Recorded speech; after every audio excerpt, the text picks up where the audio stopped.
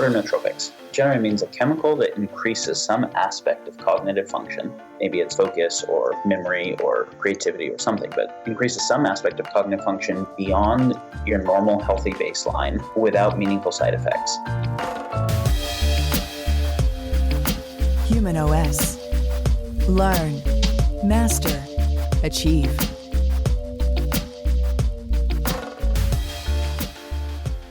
Cognitive enhancement. That is the subject of today's show. The desire to boost our mental abilities is nothing new, yet the field of nootropics and cognitive enhancers is really growing rapidly. I heard a statistic on my friend Josh Trent's podcast, Wellness Force Radio, that this subject is now one of the top 10 fastest growing health trends in the world. And it's not a surprise. Our world is filled with cognitive work. We are no longer tilling fields or hunting and gathering. We're in meeting rooms. We're giving presentations. We're typing code, etc., etc. We are required to spend hours upon hours focusing and performing well mentally, while at the same time being bombarded with interruptions.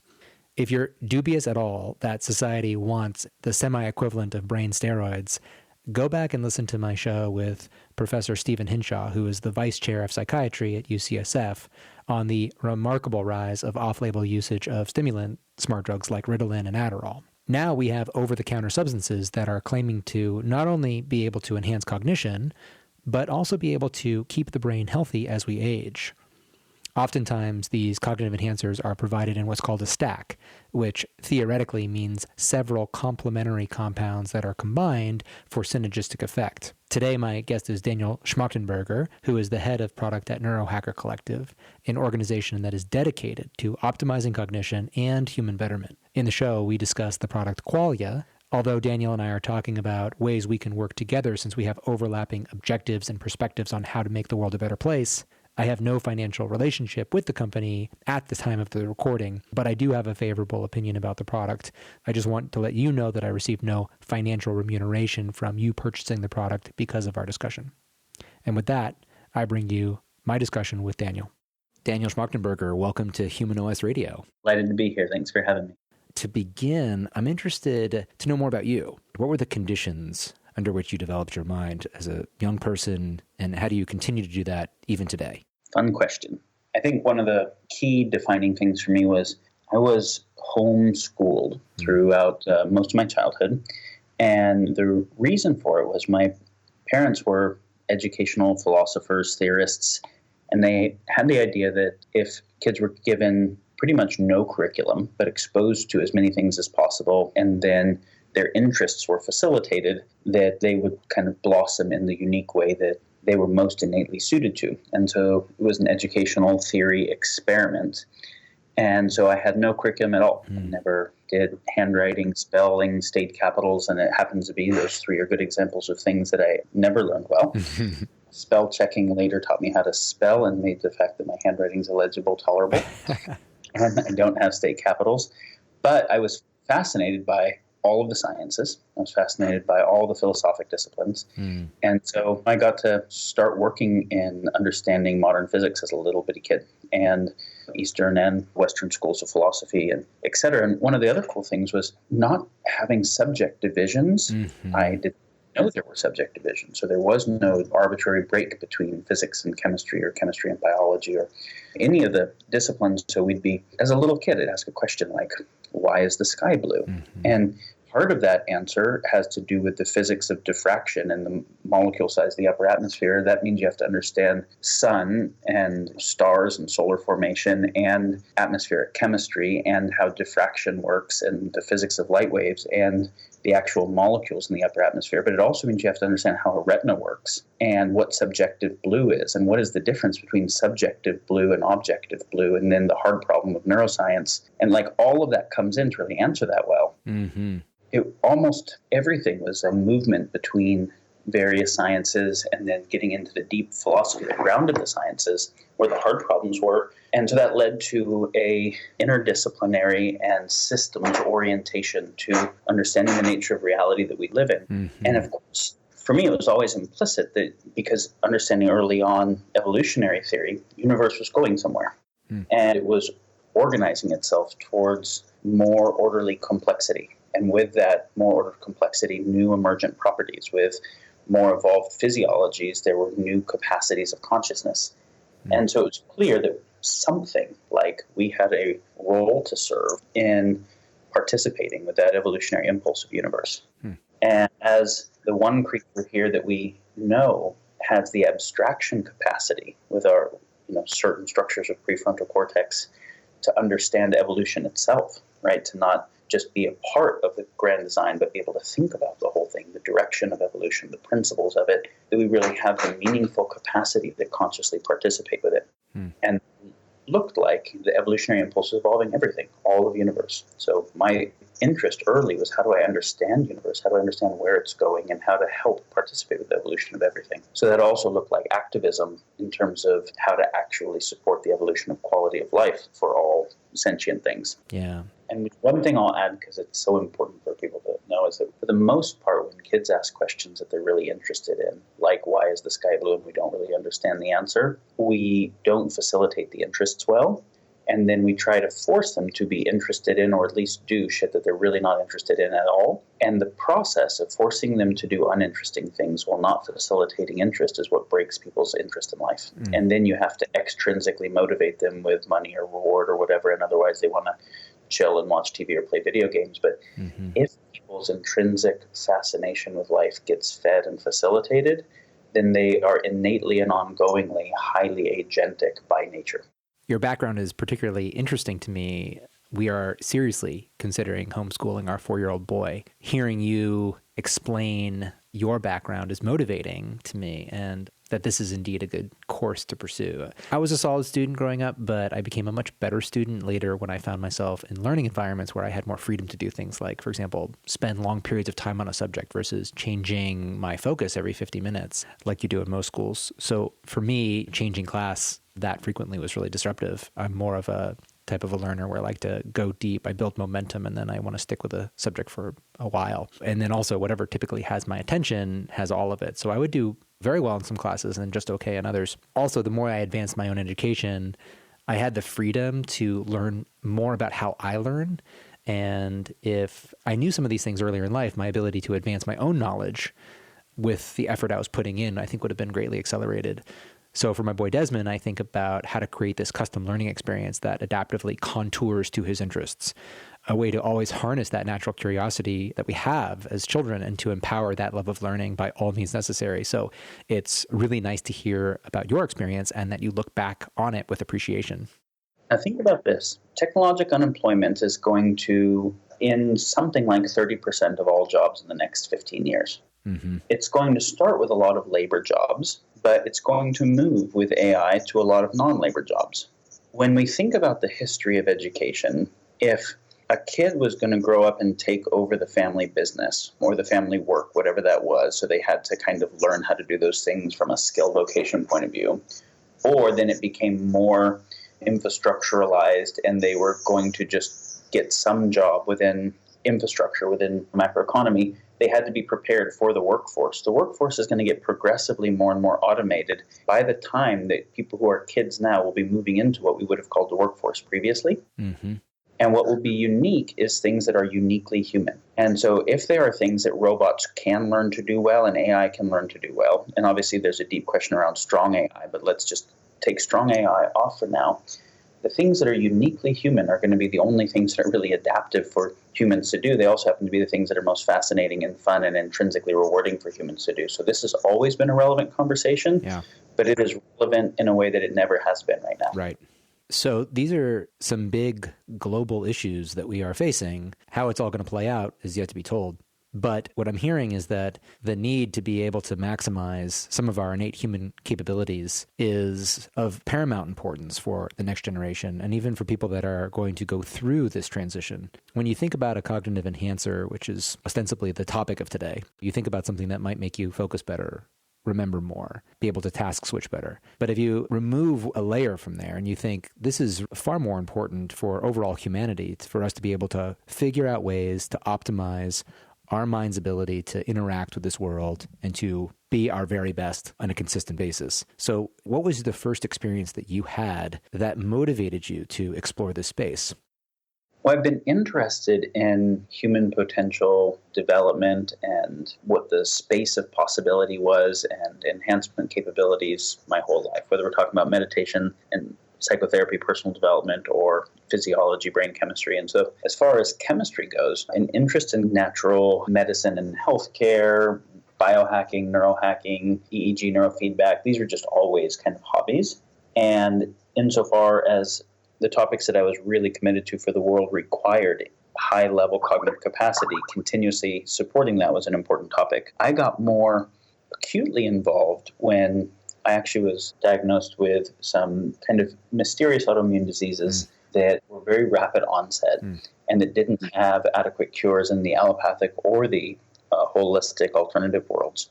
And it had a shitty prognosis. And other than physical pain, disability kinds of symptomology, they also had decreased cognitive bandwidth symptomology, which was the center of abilities that didn't work for me to lose. And so I knew that if I was going to be able to fix these issues that didn't have adequate solutions, I was going to have to figure it out. And I knew that was going to take cognitive bandwidth. So my first focus strategically was use the bandwidth that I have to focus on increasing cognitive bandwidth, then use that to figure out the underlying pathophysiology, et cetera, what's going on, and correct it, and then get back to the work. And so that led to a very deep dive in the whole topic of cognitive chemistry. And this was drugs, brain nutrients, nootropics, understanding neurotransmission optimization, et cetera. So as I was diving deep into that space and looking at what's been done well and where there are pretty significant holes, one of the big holes that I'm always wanting to look at is the topic of synthesis. Where do we have a lot of knowledge of acetylcholine's role or dopamine's role or glutamate's role or neurotrophin's role, but not the complex relationship between those or even between different aspects of the regulatory system on any of them?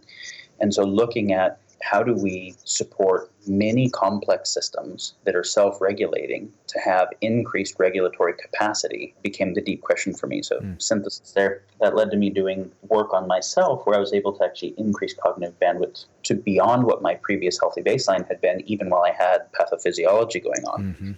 And then was able to figure out underlying cause of what was going on for me, correct it, reverse autoimmune antibodies, that whole fun thing. That led to doing that with quite a few other people that had various forms of disease that didn't have adequate solution in clinical settings, and to formalizing a model of how health, aging, illness, and reversal of illness could work. That was a complex systems-informed model for medicine and well-being.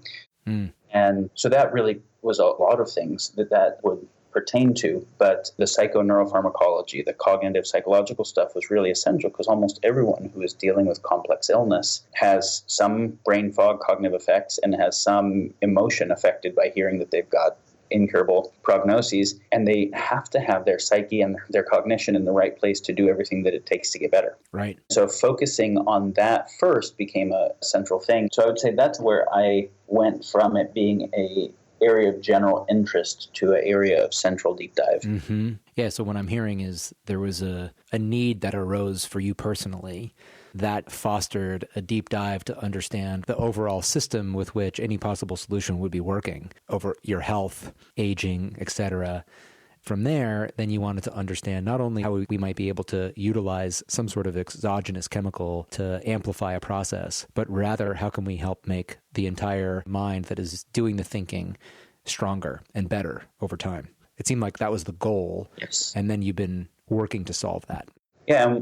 The last thing that you said, I think, is absolutely central to what our goal as an organization is that when we think of psychopharmacology as a field, or really just pharmacology as a field, there are exceptions, and I don't mean to overgeneralize, but generally there is less focus on fundamental causation, and especially if it is multifactorial, right? Like we focus on cause, and we're usually quite good in Western medicine if it's an acute cause, right? Injury or acute infection or acute poisoning is quite obvious. Right. And so then you reverse that acute cause. But if the cause is time delayed, so it's hard to find out what it was, or it's multifactorial, there are multiple things that are involved independently, or multiple sequence steps, there's a causal cascade, it's hard to actually understand what it is. And so we'll cluster symptoms into disease names. But if we look at what was the path of the deviation from homeostasis that led to this person's MS or cancer or rheumatism, 100 different MSs have 100 different pathoetiologies. Right. And there are commonalities in them, but this is why personalized medicine is so critical. So generally, given that understanding cause has been difficult, the focus has largely not been on what's actually imbalanced and how do we correct it, because it's not a small number of things, right? It's usually a large number of things. Right. The focus has largely been, is there some kind of exogenous chemistry or treatment that we can give that will limit the symptomology or some aspect of pathogenesis? And that's better than not doing anything, but we can take the next step now. Our science, et cetera, is good enough to take the next step. And so our focus is, rather than give some exogenous external override to an internal regulatory system that is radically complex and intelligent and brilliant, let's work to understand what's actually wrong with the regulatory systems or deficient in them and upregulate the regulatory capacity of the system so that it's fundamentally more adaptive, more resilient, et cetera. I've done research in the condition of narcolepsy for over 10 years now, maybe 15. And I have an example that's relevant to what we're talking about. Narcoleptics are missing a protein in their brain called hypocretin.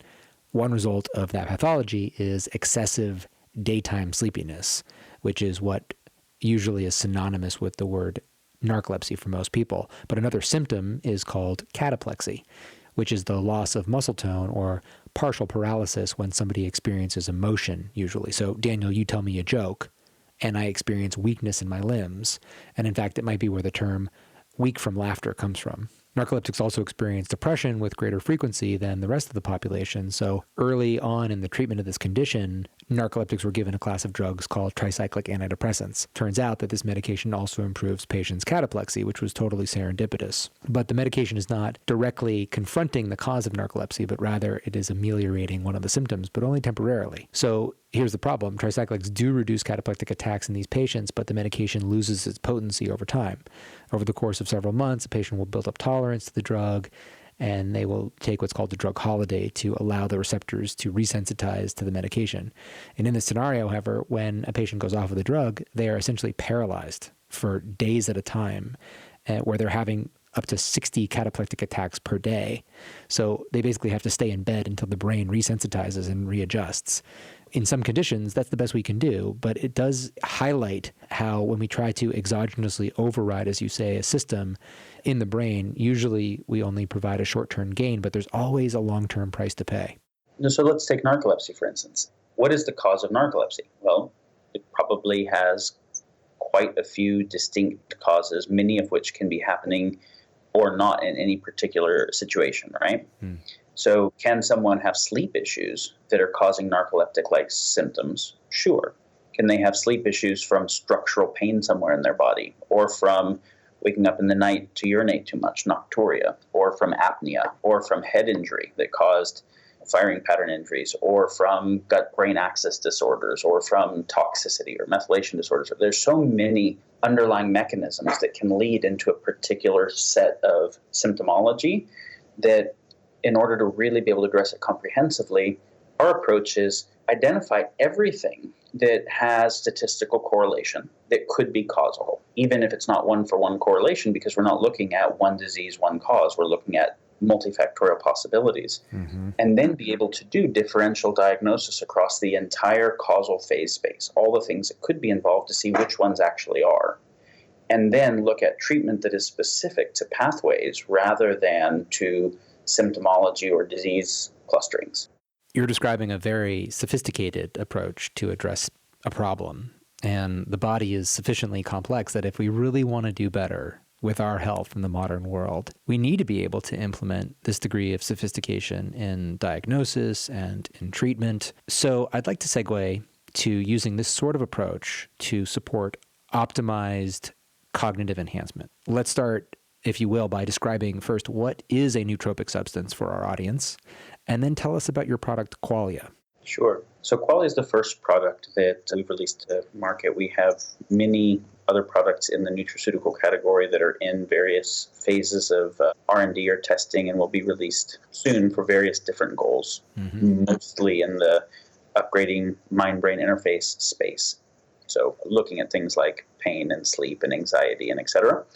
Qualia is largely what people would think of as a cognitive enhancer, but the focus that we have is not adequately summarized in the word cognitive. So answering your first question, what are nootropics? Nootropic is a kind of loosely defined term. There's ambiguity of definition, but it generally means a chemical that increases some aspect of cognitive function. Maybe it's a focus or memory or creativity or something, but increases some aspect of cognitive function beyond your normal healthy baseline without meaningful side effects. So we're used to things that can increase cognitive function back to baseline if you had some kind of deficit, cognitive decline or whatever.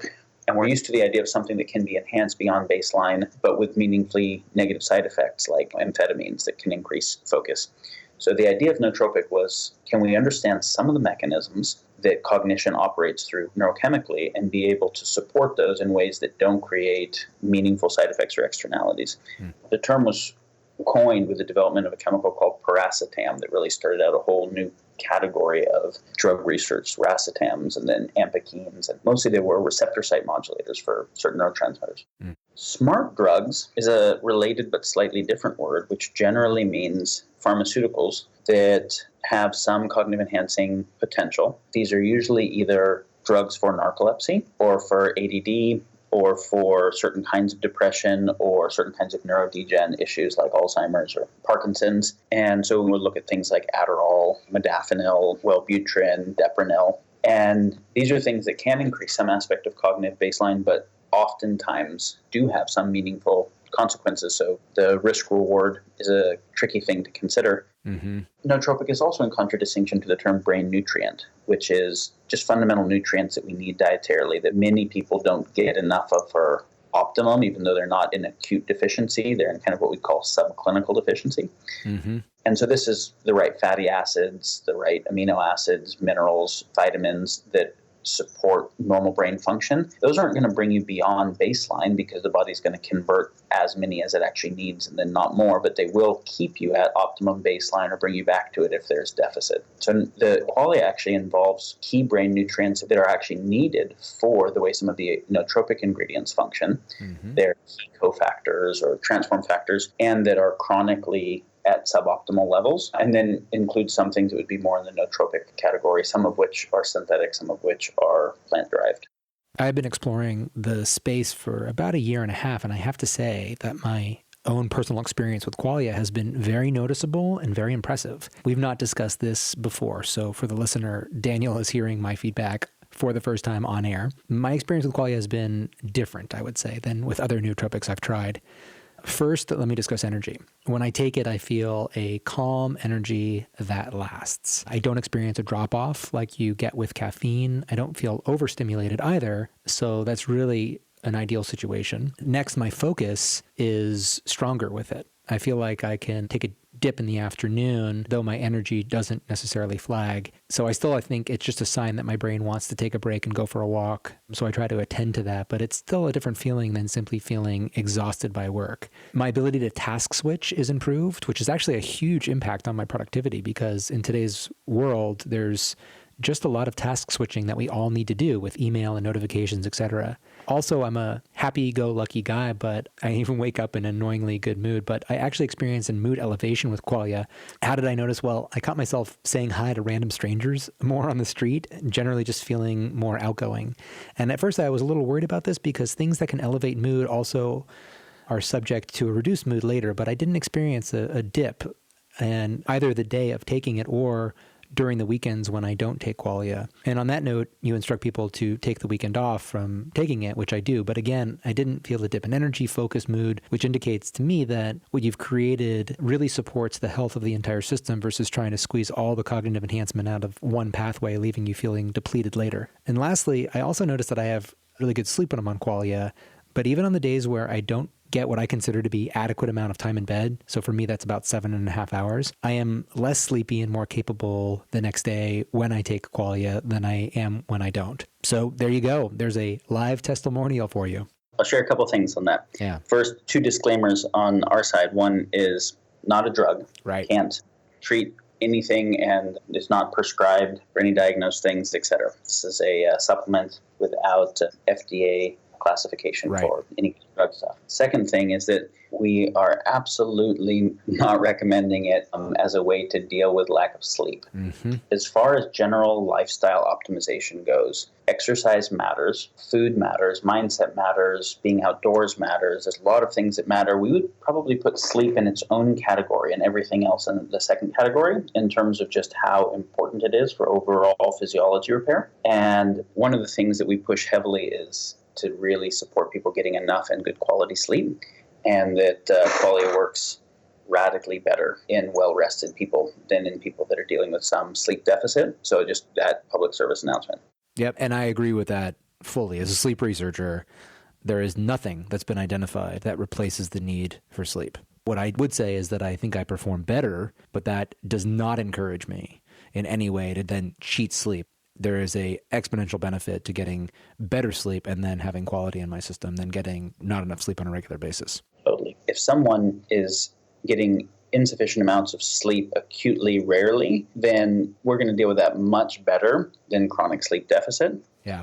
Even if we're only talking about an hour less than the person actually needs, but over a period of time, that can really start to have profound effects. So yeah. Moving on to the effects you experience, I'm delighted because you said things that related to most of the goals we had in the development of this particular product. So one thing that we said was essential to our focus was how do we upregulate regulatory capacity rather than upregulate particular state, right? Mm-hmm. In a way then creates external dependence. And so we saw how many people were using Adderall, not even on prescription for appropriate purposes, but off-label as a way to get through midterms or finals or their tech startup or whatever. And it's a dopamine agonist, but it is, one, it's going to be flatlining your dopamine while you're on it, as opposed to having your dopamine responsive, your dopamine regulatory system responsive to what's happening, because we don't want the same dopamine levels all the time, right? Or any neurotransmitter. We want them to be responsive so our state can shift to be appropriate to the environment. Mm-hmm. Two, it's affecting dopamine without paying attention to its relationship in healthy cognitive function to acetylcholine and to so many other transmitters and then aspects of transmission and postsynaptic D1, D2 receptor sensitivity and et cetera. So you end up getting imbalances in really key ratios and dynamics. Mm-hmm. And so that will end up looking like it increasing focus, but not increasing key aspects of memory or even decreasing some of them or decreasing things like empathy or presence, right? Mm. And then because you are getting an exogenous override to a key in-chain chemical, it can create dependence and downregulation. Yeah. So our goal was the exact opposite. It was, we know people weren't going to use something if they didn't feel it right away. It would just fit in a category with all their other vitamins and supplements. So it had to produce the kinds of immediate effects that they were looking for. But we wanted it in a way that would not produce long-term downregulation and that would ideally produce meaningful long-term upregulation while even in the short term having a much wider scope of positive impact. So can we increase focus and concentration and short-term memory and working memory, long-term memory, creativity, analysis, synthesis, all at the same time, and a lot of things that are actually almost opposite functions, like the ability to stay very focused independent of environmental noise,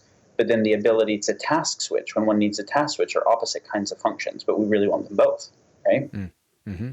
The ability to have very high drive, but also to be able to let go of it and be empathetically, interpersonally responsive when necessary, analytic and synthetic. And so our focus was, can we do comprehensive brain chemistry in real time that makes people, that upregulates comprehensive capacities, that is also upregulating over the long term. And so those were the things that we saw, and we have been quite happy with what's happened so far. The one other component to my feedback is that, as you recommend, you take Qualia during the week and then you don't take it on the weekends. I still feel very energetic. I feel my brain is actually even smarter having taken it, but not having it in my system on a weekend. So that would support what your end goal was here. One thing I'll say about that is the most addictive chemical that's in the stack is caffeine. And that's a chemical whose addiction curve most people are pretty familiar with and is pretty benign. Everyone metabolizes caffeine differently, and some people can drink it daily for quite some time and then not drink it and be fine. Other people will get headaches.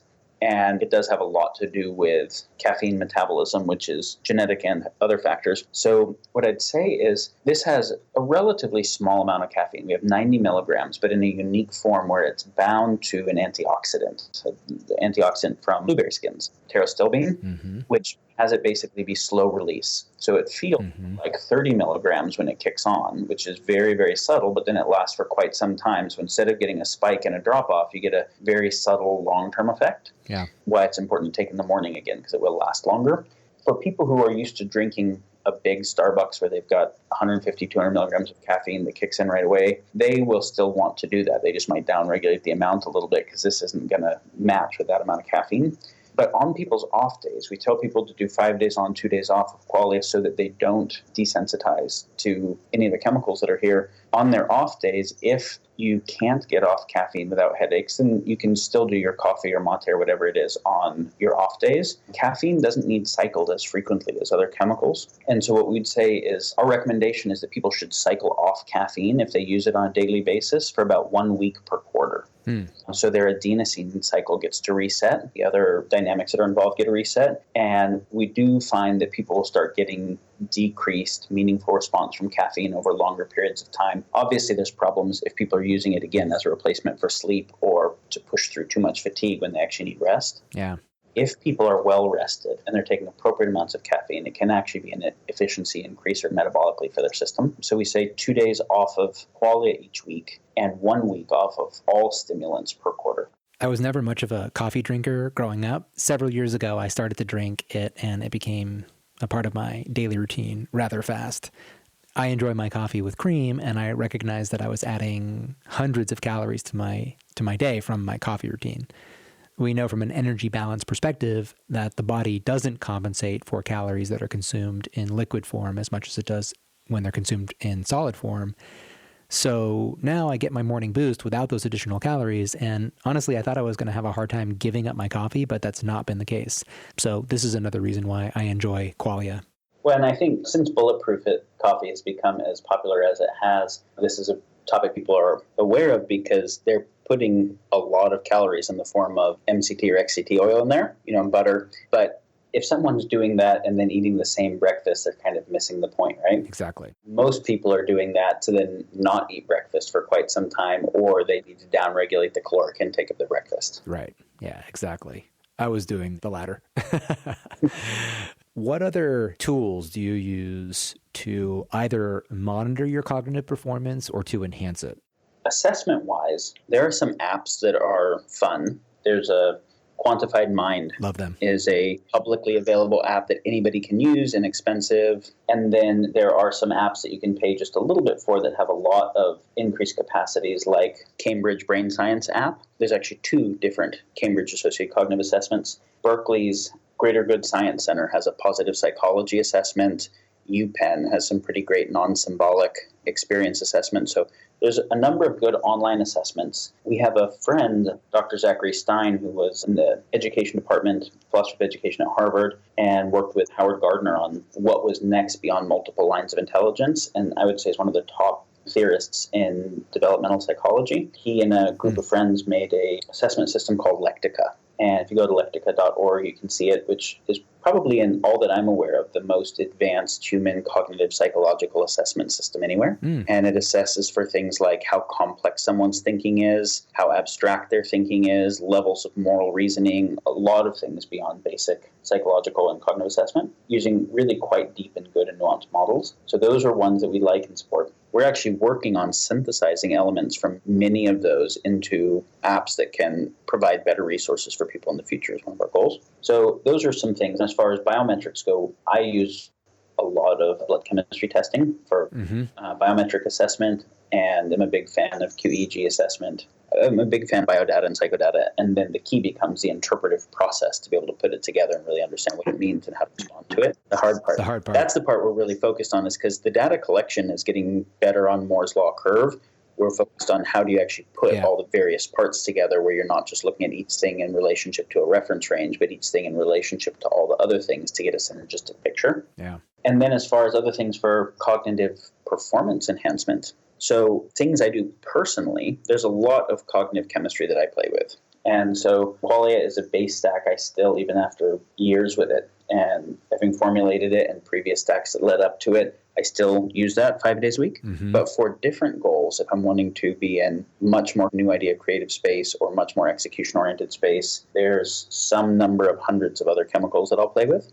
And so some of those chemicals will come to market. Some of them will be things that we educate people about, but we could do a whole talk on nootropic chemistry sometime. Yeah. But also, again, that's based on me knowing my actual biodata and then optimizing towards that. With Qualia, since we weren't able to do it in a personalized fashion to begin with, even though that's a goal for us in the future, is to be able to do personalized chemistry at scale, the infrastructure for that takes quite a bit of development. We focused on what meets center of bell curve chemistry best. Beyond chemistry, for me, the other things that I will do, meditation every day is actually one of the foundational ones. So enough sleep, meditation every day, exercise that is focused specifically. I mean, obviously, we get neurogenesis from high-intensity exercise. We get neurotrophin upregulation.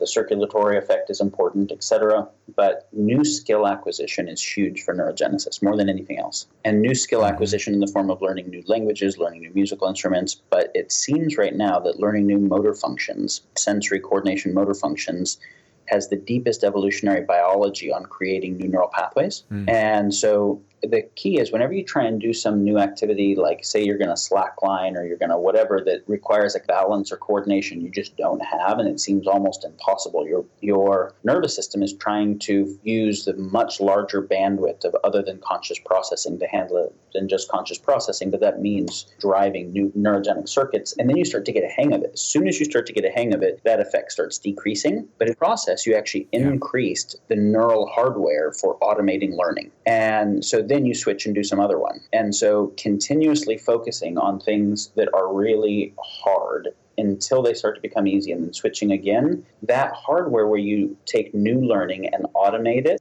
then translates to new cognitive and interpersonal and psychological things that your rate of learning goes up. Yeah. There's many more, but those are a few examples. There's an approach to physical activity that I promote called in-tune training. It stands for integrative and opportunistic training. The goals of it are this: to support a sufficiency of physical activity in one's life, to reduce longer periods of sedentary time. So even if you're somebody who's getting a good total amount of physical activity, think of the weekend warrior concept where somebody is getting all their physical activity during the weekend, but they're largely sedentary during the week. Intune helps you fit smaller bursts of physical activity into your days, which makes it easier to make it more regular. One of the objectives of the program is to optimize mental performance, and it does it in several ways. First, there are brain benefits to regular physical activity. Second, there are acute benefits to getting physical activity within your day, especially when your activity isn't too intense. And third, since it instructs you to do some but not a lot of physical activity day by day, you're left with a good energetic reserve. And what I found is that when I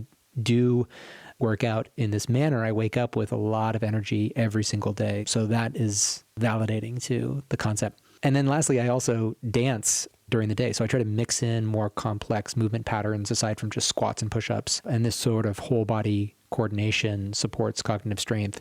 And in support of that idea as well, I also have a slack line outside, which I use for similar purposes. I think there are specific insights that can teach people what is optimum more, like what we just talked about with the benefit of dance or slackline or balance or whatever. But everyone knows quite a bit that they don't fully apply already with regard to things like sleep and exercise and lifestyle. And it's one of the things I'm most excited about with your human operating system as you continue is all of the kind of behavioral support dynamics you're building in so that people can actually start getting traction. So yeah, I'm delighted to see that continue to unfold. Well, last question for you. What would you tell somebody who has never taken nootropics before but is curious to try them? Do some research. Educate yourself. That is going to be a general MO for me in any health, well-being, performance-related topic. One of the core kind of concepts, memes that we hold really heavily here at Neurohacker is the topic of empowered responsibility, and that the idea that people take relatively little responsibility for their longevity, health, well-being, and then trust other people who don't know them that well to tell them what to do and then have side effects and get mad at the doctors for it is just lame. It doesn't work, right? Nope. And so since you're the one that lives in your body and your mind, you've just got to fucking take full responsibility for it, which you can't do if you don't understand how it works. Agree 100%. Well said. That's the key thing that we would say is study, learn, and then do experiments as they seem appropriate to you that you feel ready for. And of course, as part of your study, consult the appropriate people that you want to consult.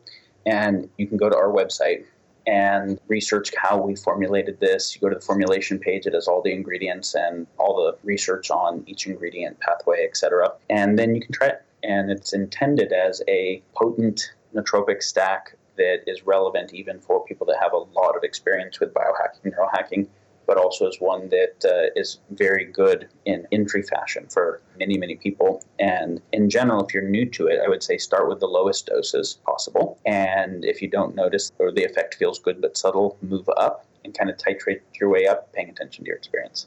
Great advice. One thing I'll say about the experience some people have with nootropics is you might not feel it unless you're doing something that's really challenging your mind. If you take it and you're just walking around the day doing remedial tasks, you might not experience the benefit. But if you are doing something where you have to concentrate, write, code, something that is challenging your mental resources, that's where you might notice the effect. One of the classic places where people report, like, we didn't anticipate this up front, but it made perfect sense afterwards, was people have reported in huge number ending procrastination. Mm-hmm.